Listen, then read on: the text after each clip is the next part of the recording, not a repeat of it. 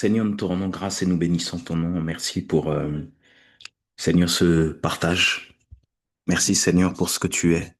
Merci pour ce que tu fais.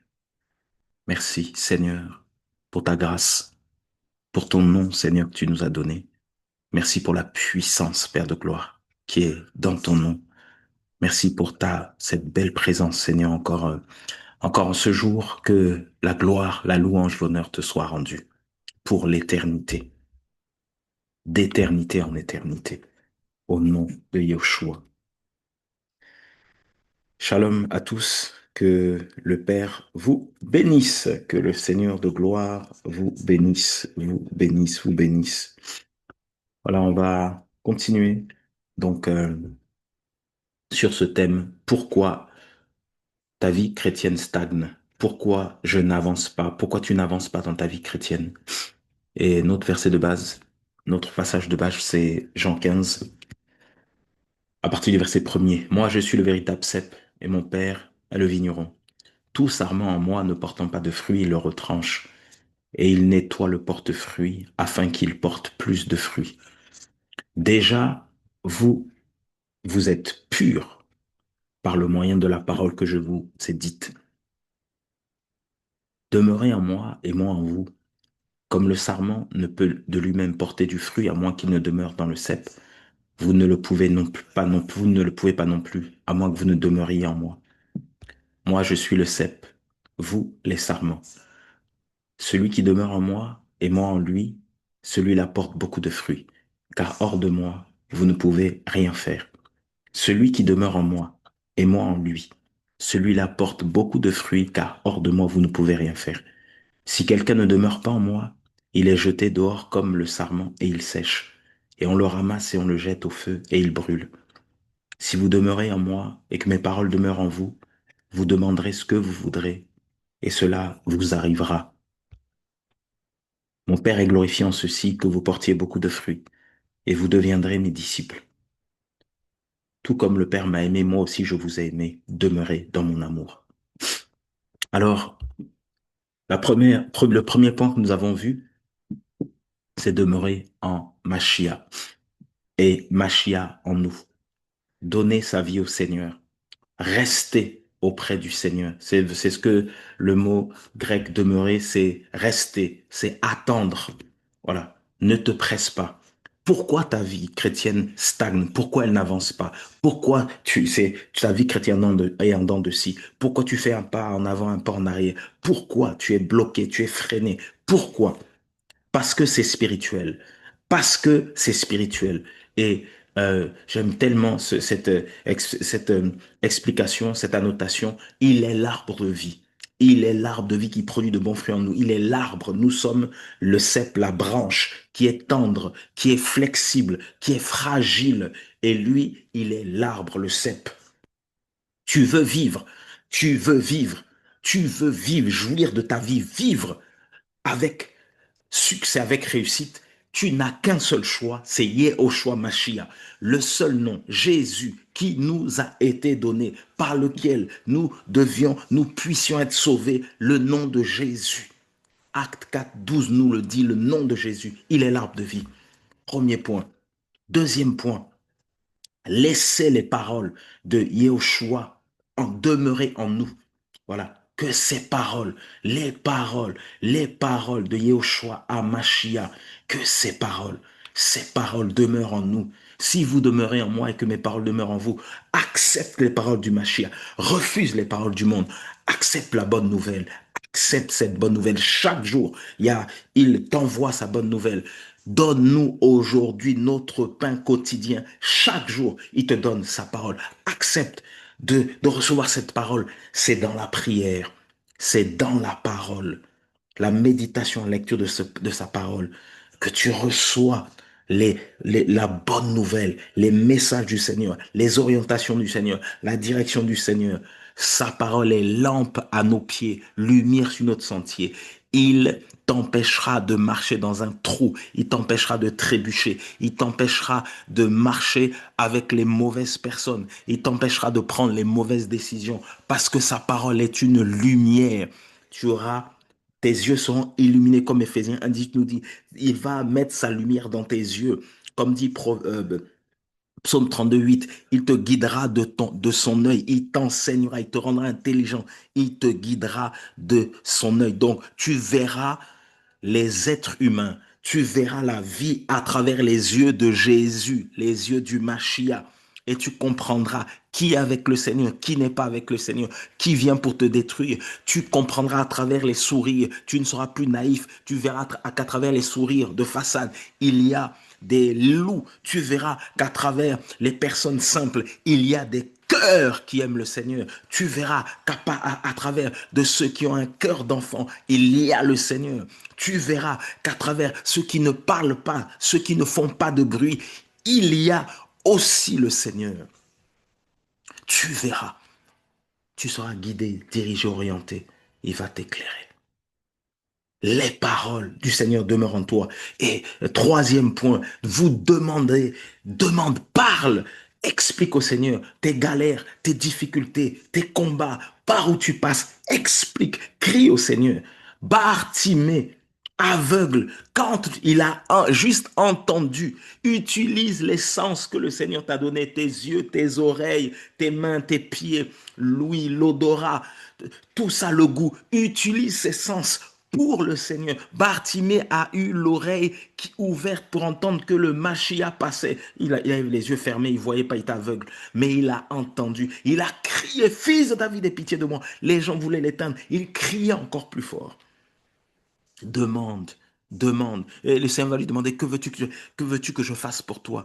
Que je recouvre la vue. Demande. Explique au Seigneur que tu es déprimé, que tu es fatigué, que tu es cassé, que tu n'y arrives plus, que tu n'en peux plus, que même en gémissant, même en pleurant, Anne était en train de gémir à tel point que le sacrificateur pensait, le sacrificateur Élie, qui pensait dans 1 Samuel chapitre 1, il pensait qu'elle était ivre. Ça arrive. Ça arrive de ne pas pouvoir parler. Ça arrive de ne pas pouvoir s'exprimer. C'est normal. Ça arrive. Eh bien, demande. Et il dit, vous demanderez ce que vous voudrez, cela vous arrivera. Et tu verras la main du Seigneur. Quatrième point. Tout sarment en moi ne portant pas de fruits, il le retranche et il le nettoie. Et il nettoie tout porte-fruit afin qu'il porte plus de fruits. Le Seigneur vient pour nettoyer. Il nettoie. Il nettoie. Ah, c'est magnifique. Le Seigneur vient nettoyer, nettoyer, nettoyer, nettoyer. Waouh. En fait, le Seigneur, quand il rentre, il, tu, tu lui as donné ta vie, tu restes, tu attends. Il faut attendre. Sois pas pressé, attends. C'est pour ça que si tu vas tu fonces dans des murs, tu te casses la figure parce que tu n'attends pas. Il faut attendre. Il faut rester pour avoir la lumière, avoir la parole qui est lumière. Il faut rester. Parce que quand tu reçois la parole du Seigneur, il t'apprend aussi à parler. Tu lis la parole et tu apprends à parler. Ah, non, le Seigneur est magnifique. Et tu restes au Seigneur, tu attends auprès du Seigneur, tu reçois ses paroles en toi, parce que toi, tu demeures en lui, lui demeure en toi, tu reçois ses paroles, il t'apprend à parler. C'est pour ça que, quand nous lisons les Écritures, frères, lisons bien. Si vous gardez euh, si vous demeurez en moi et que mes paroles demeurent en vous, vous demanderez. Parce qu'il va t'apprendre à parler comme un bébé qui ne sait pas parler. Tu es bébé, tu ne sais pas dire les mots, les phrases, il faut qu'on t'apprenne. Eh bien, en méditant la parole, en lisant la parole, tu apprends à parler, tu apprends à prier. Alléluia. Si je ne sais pas prier, Seigneur, lis la parole. Sois au pied du Seigneur, dans sa parole, dans sa présence. Il va t'apprendre à prier, à parler. Et c'est là qu'il va nettoyer. C'est pour ça qu'il dit tout sarment en moi. En fait, le sarment qui est en lui. Donc, tu es en lui, maintenant il va nettoyer. Tout porte fruit parce que tu es un porteur de fruits. Je suis un porteur de fruits. Tu es une porteuse de fruits. Et donc, il doit nettoyer. Alléluia, nettoyer. Il nettoie la crasse, les impuretés, les saletés. Il vient tailler les arbres. Il taille les arbres, les vignes, des pousses inutiles, tout ce qui est inutile. Tout m'est permis, mais tout n'est pas utile. Alléluia. Le Seigneur, il est magnifique. Et donc, il vient nettoyer. Et il nous amène à faire un bilan. Et tu vas commencer à te poser des questions. Et je t'invite, moi, à se poser ces questions. Est-ce que tu fais les mêmes choses qu'en 2025? On est en 2026, nous sommes en mars. Fais-tu les mêmes choses qu'en 2025? La même vie, les mêmes erreurs, les mêmes péchés. Branches-tu de la manière? Tombes-tu? Retourne-toi tes vomis? Fais-tu les mêmes choses qu'il y a 2 ans, il y a 3 ans, il y a 10 ans? Est-ce que tu fais les mêmes choses? En fait, quand il vient nettoyer, il vient vraiment, sa lumière arrive, sa parole arrive, il t'apprend à parler. Et puis, comme il voit que tu as compris, maintenant tu as compris, il va t'aider à nettoyer tout ce qui est inutile. La crasse, les impuretés, les saletés. Il vient tailler, il vient tailler, tailler les pousses inutiles, tout ce qui pousse inutile. Il y a tellement de choses qui poussent la colère, la haine, l'orgueil. Vous savez, au fur et à mesure qu'on est avec le Seigneur, quand il va dire dans Apocalypse, tu as abandonné ton premier amour, c'est parce qu'il y a des choses qui se rajoutent. C'est pour ça qu'il faut garder, il faut attendre, il faut rester. Parce que dans cette vie-là sur terre, il y a toujours des choses qui vont chercher à se rajouter. Parce qu'on grandit, on est naïf, innocent quand on est enfant. Et puis avec l'expérience, la vie de tous les jours, on commence à découvrir des choses, à voir des choses, et on devient compliqué. Et plus l'âge avance, regardez l'être humain, plus l'âge avance, et regardez nos personnes âgées, nos anciens, compliqués, parce que la vie est rentrée, l'expérience est rentrée, il y a tellement, tellement de choses. Ah, le Seigneur, il vient nettoyer. Est-ce que tu fais les mêmes choses qu'en 2025, 2024, 2023? Fais-tu les mêmes choses qu'il y a 2 ans, 3 ans, 10 ans? Pose-toi ces questions. Est-ce que les mêmes choses se répètent dans notre couple? Nos mauvaises pensées, les disputes, les querelles, les jalousies. Est-ce que quand tu es avec ton mari, au début de ta conversion, tu ne connaissais pas, mais maintenant tu connais ton mari, tu connais ta femme, tu connais les frères et sœurs avec que tu peux fréquenter, tu connais tes enfants, mais commets-tu les mêmes erreurs? Les mêmes erreurs, des pensées. Tu regardes ton mari mal, ta femme, tu la regardes, tu as de mauvaises pensées vis-à-vis de ton mari, ta femme. Ça nous est arrivé, frères et sœurs. Oui, parce que on avait des critères. Et au fur et à mesure, la Bible dit que nous deviendrons une seule chair, non? C'est ce que la Bible nous dit. Eh bien, au fur et à mesure, les critères que tu avais, si tu ne laisses pas le Seigneur, tu ne demeures pas dans le Seigneur, tu ne viens pas dans le Seigneur, tu ne laisses pas le Seigneur demeurer en toi. Mais ces pensées-là, elles sont là. Tu regardes ton conjoint, mais tu es en train de regretter quand je dis conjoint, je précise bien, c'est mari, femme. Tu regardes ton mari, ta femme, tu regrettes. Parce que il a des défauts, c'est normal. Toi aussi, tu en as, c'est normal. Et tu commences à regretter. Ah, si je savais. Ah, si je savais. Tu regardes et tu te dis, si je savais, si je savais. Parce qu'il y a des erreurs. Si, Au lieu, une sœur m'a dit, partageait avec d'autres sœurs, et elle disait à ses sœurs, avant, je, euh, je marchais avec mon mari, et je disais, Seigneur, change-le, change-le, change-le, change-le, change-le. Une sœur disait ça à d'autres sœurs.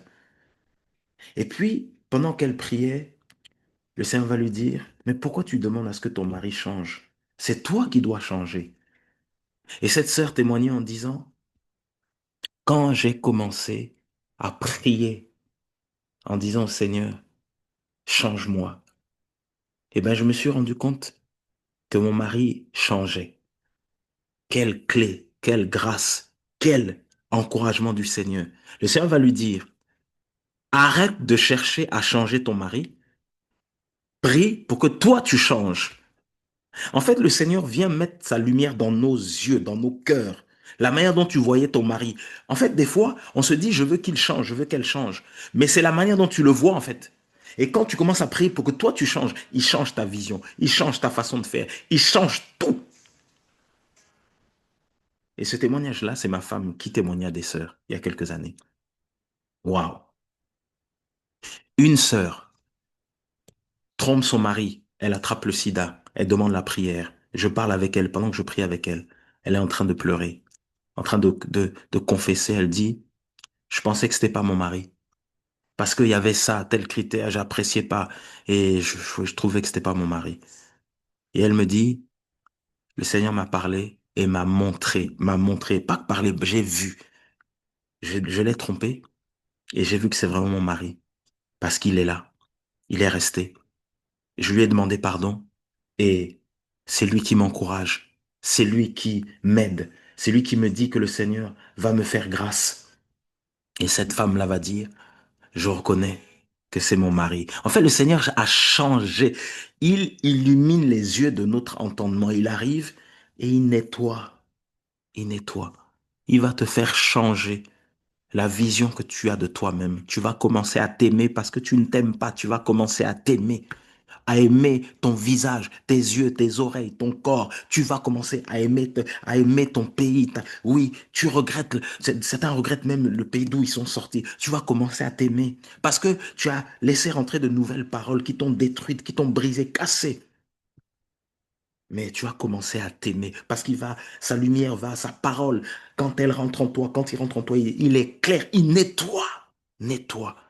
Tu vas commencer à voir clair que tu es une créature du Seigneur. Tu es sarment, une branche tendre, flexible, mais une branche qui donne du fruit. Il dit, nous, ça aussi c'est une bénédiction, nous sommes des porte-fruits. Dis à ton frère, à ta soeur, dis, quand les gens te déclarent des mauvaises paroles, même veulent te maudire, tu refuses parce que tu es un porte-fruit. Il a dit à Abraham, tu seras une bénédiction, je ferai de toi une bénédiction pour les nations. Nous sommes des porte-fruits. Il nettoie le porte-fruit. Alléluia. Alléluia. Les jalousies. Est-ce qu'il y a encore des jalousies? Des disputes? Du désintéressement?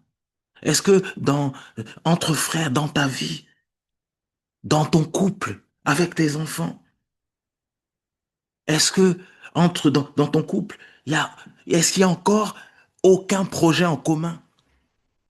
Faisons un bilan. Quand il vient nettoyer, il nous amène vraiment dans les profondeurs pour qu'on puisse véritablement regarder. Oui, vous n'avez jamais fait de projet en commun dans ton couple. Aucun voyage, aucun restaurant, aucune sortie ensemble, aucune sortie en famille avec les enfants. Une sœur témoignait. Son mari était prédicateur.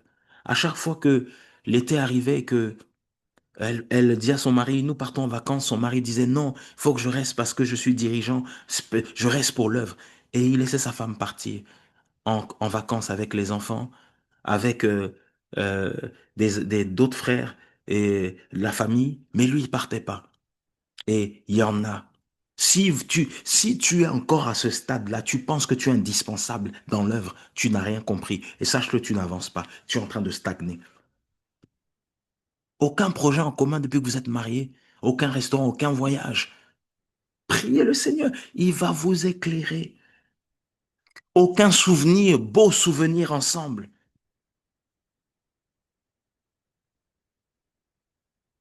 Est-ce qu'il y a toujours l'absence de la parole chez vous à la maison? Vous ne partagez jamais la parole avec vos enfants. Jamais la parole entre mari et femme.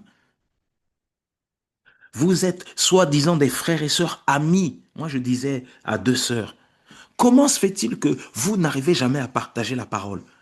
Quand vous dites que vous êtes amis, mais quand l'autre exhorte l'autre, quand l'une et l'autre vous exhortez, vous n'acceptez jamais. Il y a toujours ça se termine toujours par comment dire, des paroles dures. Vous, en fait, et ça, ce sont des querelles. Parce que l'une et l'autre, vous n'acceptez pas que l'autre prenne la parole et commence à l'exhorter. Vous n'arrivez jamais à, vous vous dites amis, sœurs en Christ, mais vous n'arrivez jamais à méditer ensemble, jamais à prier ensemble. Il y a un problème. Et j'ai dit à ces sœurs-là, il faut arrêter. Et j'ai dit à ces sœurs, c'est parce qu'il y a la jalousie, c'est tout. Quand on est enfant du Seigneur, frère, c'est dans le Seigneur, on se dit ami aussi dans le Seigneur. On doit être capable de prier ensemble. On doit être capable de jeûner ensemble. Et si je te partage un songe, une vision que j'ai reçue du Seigneur, que tu as reçue du Seigneur, tu me la partages, j'accepte. Si c'est pas du Seigneur, oui, mais même si c'est pas du Seigneur, ma manière de te parler en te disant que pour moi, ça vient pas du Seigneur, je te le dis avec amour. Et si le Seigneur me confirme que ça vient de lui, je viens aussi te dire, pardon, je t'avais pas écouté, ce que tu as reçu vient du Seigneur. C'est ça. Donc si vous êtes encore à ce niveau-là, vous n'avancez pas. Est-ce que dans l'éducation de nos enfants, les choses sont toujours les mêmes? Est-ce que dans nos rassemblements d'église, je disais à des frères une fois, vous êtes encore à ce niveau-là à vous disputer, faire des réunions soi-disant de travail, et à la fin, ça se termine toujours en queue de poisson. Vous êtes encore à ce niveau-là? Il y a des problèmes. Donc, c'est vraiment important de faire un bilan, vraiment. Et c'est comme ça que le Seigneur nettoie. Il nous pose des vraies questions, des vraies questions. Ce jeune homme riche qui vient voir le Seigneur en disant, oui, Seigneur, voilà, j'ai respecté la Torah, mon père, ma mère, il va commencer à citer les choses qu'il a faites. Le Seigneur va lui dire simplement, vends tous tes biens et donne-les aux pauvres. Eh bien, ce monsieur-là, quand il a entendu le Seigneur lui dire ça, parce que c'était aussi un bilan, tu as tout fait, c'est bien, mais il y a une seule chose que tu n'as pas faite, c'est vends tous tes biens et donne-les aux pauvres. Quand le Seigneur lui a dit ça, le monsieur est retourné triste. Voilà. Donc le Seigneur, quand il vient nettoyer, parce qu'il sait qu'on est attaché à certaines choses. Donc c'est pour ça aussi qu'on n'avance pas. Nous n'avançons pas parce qu'il faut laisser le Seigneur nettoyer. Tu veux gagner le Seigneur, il faut perdre. Il faut être capable de perdre. Voilà. Je regarde ces choses-là comme de la boue pour gagner Christ. C'est ce que Paulos va dire. Voilà. Pour gagner le Seigneur, pour gagner le Seigneur, voilà, il faut être capable de perdre, de perdre. Voilà. C'est dans Philippiens 3, verset 8. On va le lire pour terminer. Philippiens 3, verset 8. Voilà. Et on va terminera par un autre passage, Philippiens 3, verset 8. Voilà. Qui dit, mais au contraire, je considère même que toutes choses sont une perte. Donc, il faut être capable de perdre. C'est pour ça qu'il vient nettoyer. Pour que tu puisses porter du fruit, il faut accepter que le Seigneur te fasse perdre certaines choses.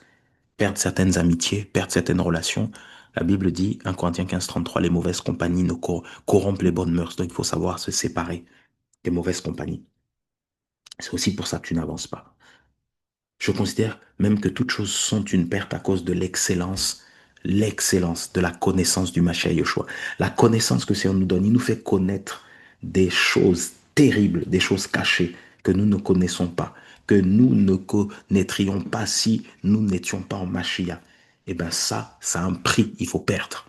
Et c'est excellent, la connaissance du Mashiach, elle est excellente, excellente, parfaite. Voilà, parce que ce sont des dons parfaits que le Seigneur donne à ses enfants. Les fruits que nous portons, c'est des fruits parfaits. Donc il faut perdre. Et là, on comprend mieux pourquoi il taille, pourquoi il vient nettoyer. Parce que il nettoie la crasse, les impuretés, les saletés, tout ce qui est impur, sale. Il faut nettoyer. Si tu sépares ce qui est saint de ce qui est vil, il dit à Jérémie, tu seras comme ma bouche. Donc, séparation, séparation. Sainteté, sanctification, ça veut dire mis à part. Ça veut dire séparation aussi. Alléluia. Et ça, c'est le quatrième point. Et ça, c'est durant toute ta vie. Le diable craint une seule chose dans la vie des êtres humains, c'est la sainteté. C'est pour ça que le Balaam n'arrivait pas à maudire Israël parce que le peuple était saint. Et qu'est-ce qu'il va faire pour faire tomber Israël? Il va conduire Israël dans la prostitution, dans l'impudicité. Il va conduire Israël à se détourner du Seigneur. Et là, l'Israël sera frappé.